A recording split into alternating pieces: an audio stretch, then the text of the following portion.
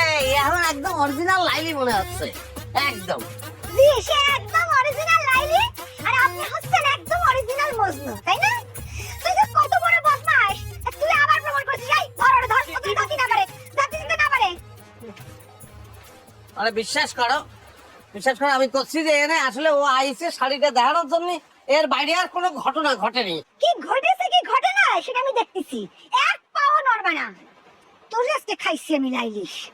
আমারে খালি এই ঝাড়ু দিয়ে একটা টাচ করে দেখ, আমি তোকে কি করি। টাচ? তোর উপর তো ঝাড়ু আমি চালান করব। আমাকে শয়তান। না ভালো হয়, খাতির করতে আসে আমার কত।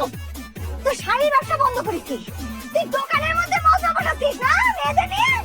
দোকানে তুই চালায় ব্যবসা শুরু করছিস। আমি কি করেছি? আমার এই যে বাবু, মোবাইল নাও। না, আমার দোষ কোথায়? শোন, আমি একটু বলে যাবো।